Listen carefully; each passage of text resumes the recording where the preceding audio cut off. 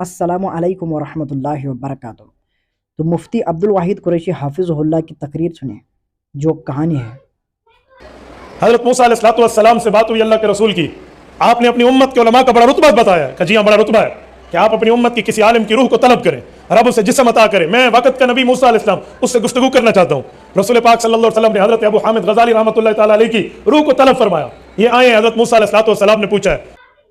مفتی عبدالواحد قریشی کے علاوہ بہت سے کثیر تعداد میں علماء دیوبند بھی ہیں اور بریلوی علماء بھی ہیں جو یہ کہانی سناتے ہیں، اور یہاں تک کہ فتاوی رضویہ میں جو بریلویوں کی معتبر کتاب ہے اس کے اندر بھی یہ واقعہ لکھا ہوا ہے کہ نبی پاک صلی اللہ علیہ وسلم جب معراج پہ گئے تھے تو انہوں نے وہاں کو امام غزالی رحمہ اللہ علیہ کو انہوں نے وہاں پہ بلایا، رسول اللہ نے صلی اللہ علیہ وآلہ وسلم نے، اور کہا کہ حضرت موسیٰ علیہ السلام سے بات کرو۔ اور مفتی عبدالواحد قریشی صاحب اور مزید اس کے اندر ایڈ کرتے ہوئے بہت سی باتیں بتائی ہیں، آپ وہ ویڈیو ضرور دیکھیں۔ مفتی عبدالواحد قریشی صاحب کہہ رہے ہیں کہ نبی پاک صلی اللہ علیہ وسلم نے امام غزالی کو روح کو معراج کے موقع پر آسمان میں انبیاء علیہ السلام کے ساتھ ملاقات کروائی ہے، اور حضرت موسیٰ علیہ السلام سے انہوں نے باتیں کی اور حضرت موسیٰ علیہ السلام سے انہوں نے سوال بھی کیا۔ تو حضرت موسیٰ علیہ السلام کا سوال بھی سن لیجئے اور ہمارے صوفی بزرگ امام غزالی کا جواب بھی سن لیجئے۔ مسمک، بیٹے تیرا نام کیا ہے؟ انہوں نے اپنا نام بتایا، اسمی محمد الغزالی ابن فلاں حضرت آدم علیہ السلام۔ موسیٰ علیہ السلام نے نقص فرمایا، سوال کیا، کراس کویسچن کہ میں نے تجھ سے تیرا نام پوچھا ہے، اگلے نہیں پوچھے، اگلے کیوں بتائے؟ انہوں نے ہاتھ باندھ کے عرض کیا، جب آپ سے اللہ پاک نے سوال کیا تھا ماتل کبھی امین کا یا موسیٰ، اے موسیٰ آپ کے دائیں ہاتھ میں کیا ہے؟ آپ ہی نے فرمایا تھا قال ہی عصای، اللہ یہ میرا ڈنڈا، میری اسٹک ہے، میرا عصا ہے۔ بات ختم ہو گئی تھی، آپ نے 3-4 باتیں آگے بھی فرمائی تھی، اتوکل علیہ کبھی۔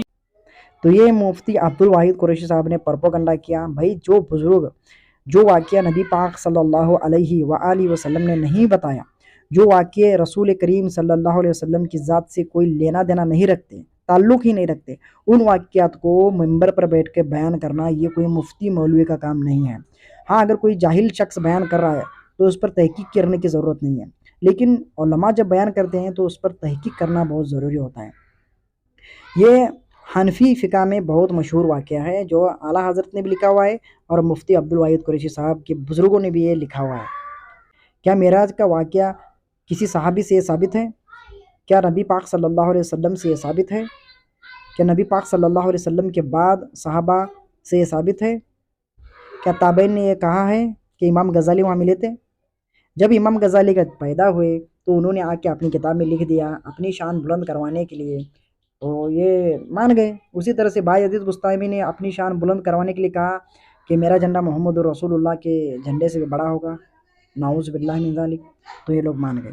تو اس طرح سے جھوٹے واقعات جو صوفیہ لکھ رہے ہیں نا، ان واقعات کو بیان کرنے سے پہلے سوچنا چاہیے کہ یہ حدیث اور قرآن میں کہیں ایسا نہ ہو کہ کسی ولی کی یا کسی صوفی بزرگ کی یا کسی بابے کی تعریف کرتے کرتے ہم نبی پاک صلی اللہ علیہ وسلم کے ان سچے واقعات پر پانی نہ پھیر دیں۔ تو مفتی عبدالواحد قریشی حافظ اللہ بڑے مفتی ہیں اور یہ واقعہ بیان کر رہے ہیں، تو ان لوگوں کو شرم آنی چاہیے۔ اللہ تعالیٰ ان سب کو ہدایت دے اور ہم سب کو اللہ تعالیٰ ہدایت عطا فرمائے۔ بول وہی جو حق ہے، ٹائم قیامت تک ہے۔ مرنے سے پہلے اے مسلمان کر لے اس پر غور، کتابوں کا خدا اور ہے بابوں کا خدا اور، کتابوں کا دین اور ہے بابوں کا دین اور، کتابوں کا پیمبر اور ہے بابوں کا پیمبر اور۔ جزاکم اللہ خیرہ۔ السلام علیکم ورحمۃ اللہ وبرکاتہ۔